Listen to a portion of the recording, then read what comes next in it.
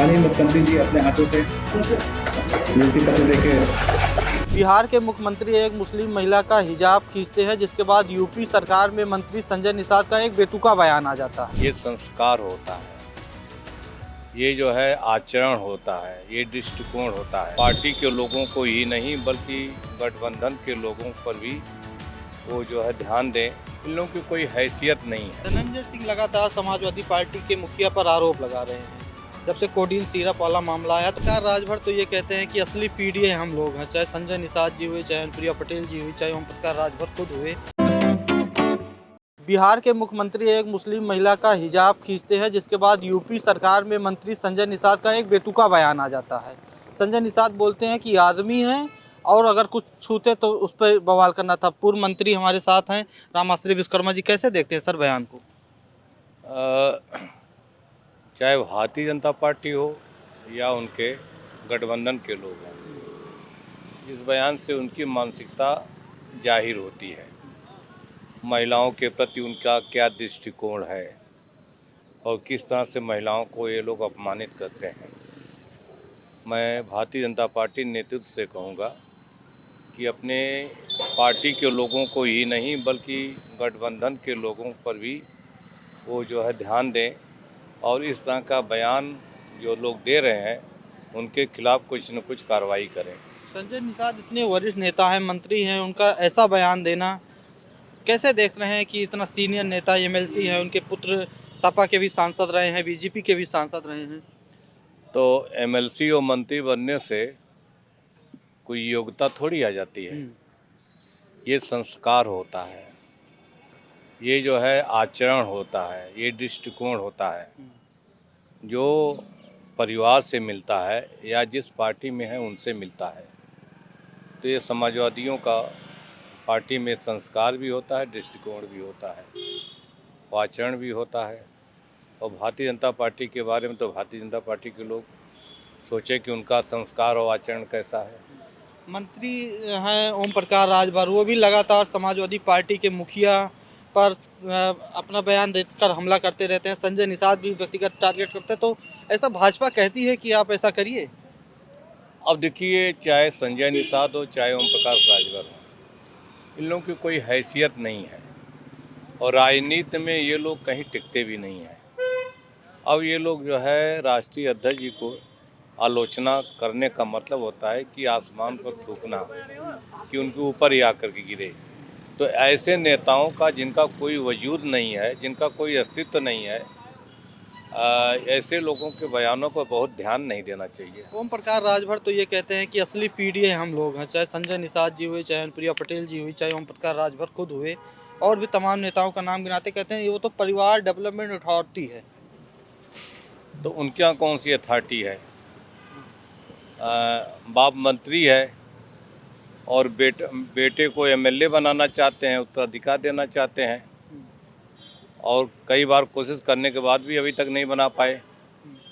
तो ऐसे लोगों के बयानों पर आप लोगों को, पत्रकार लोगों को कोई ध्यान नहीं देना चाहिए था। ये लोग मानसिक रूप से विक्षिप्त लोग हैं और भारतीय जनता पार्टी ऐसे नेताओं को उनकी हैसियत जो है बता दी है, उनको साइड में कर दिया है, तो परेशान है, दिमागी रूप से भी जो विचलित हैं, इसलिए अनाप शनाप बयान देते हैं। उनको मालूम है कि भारतीय जनता पार्टी अगले चुनाव तक इनको जो ख़त्म कर देगी, इनकी राजनीति ख़त्म कर देगी। 2024 के चुनाव जीतने के बाद जो पीडीए फार्मूला था, क्या 27 में पीडीए और मजबूत हो रहा है? पीडीए लगातार मजबूत हो रहा है। माननीय राष्ट्रीय अध्यक्ष श्री अखिलेश यादव जी के नेतृत्व में गांव का, शहर का, गरीब हो, पिछड़ा हो, दलित हो, अल्पसंख्यक हो, आपके जो पीड़ित परिवार लोग हैं, किसी भी समाज के लोग हैं, महिलाएं हैं, सब लगातार जुड़ रहे हैं और पीडीए का कारवां लगातार आगे बढ़ रहा है।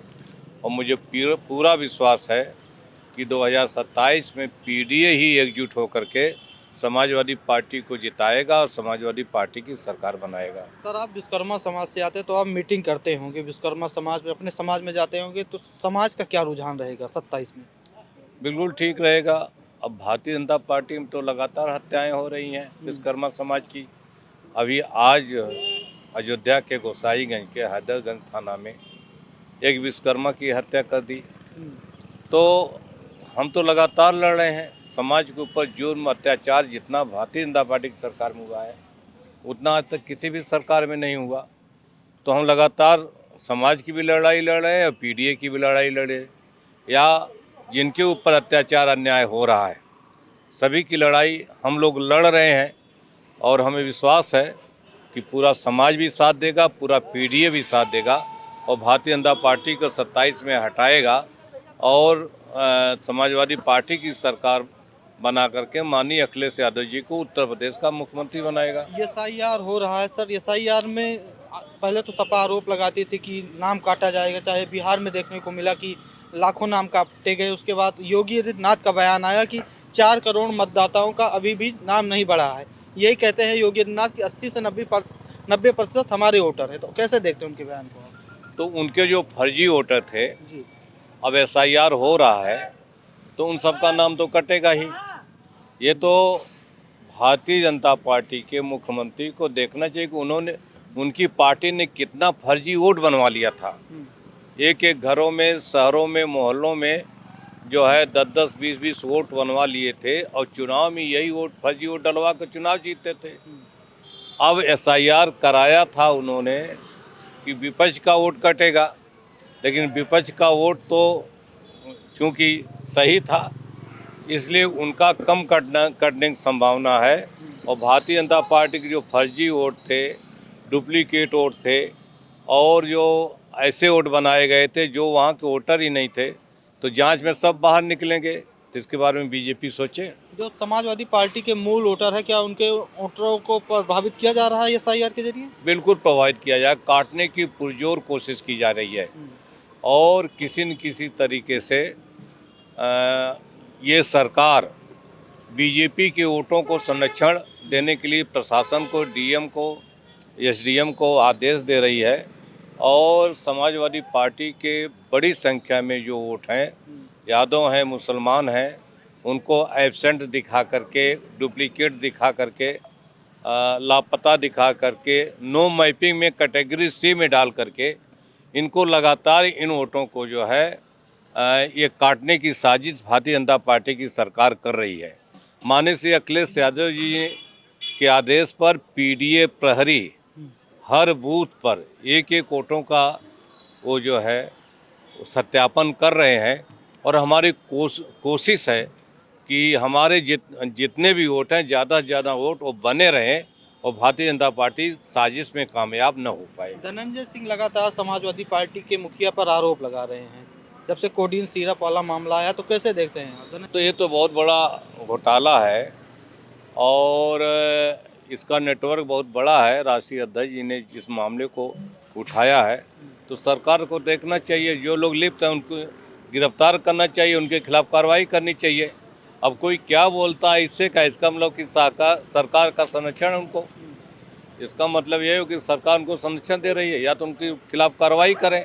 अगर नहीं कार्रवाई सरकार करती है इसका माना जाएगा कि सरकार इन जो है अपराधियों को संरक्षण दे रही है। धनंजय सिंह जो अखिलेश यादव पर टिप्पणी कर रहे हैं उसके बारे में आप क्या? अब धनंजय सिंह की इतनी हैसियत नहीं है कि राष्ट्रीय अध्यक्ष जी के ऊपर टिप्पणी कर सकें। ठीक, तो हमारे साथ पूर्व मंत्री राम आश्रय विश्वकर्मा जी थे, अपनी राय रख रहे थे। आपको वीडियो कैसी लगी कमेंट में बताइएगा। बहुत बहुत धन्यवाद।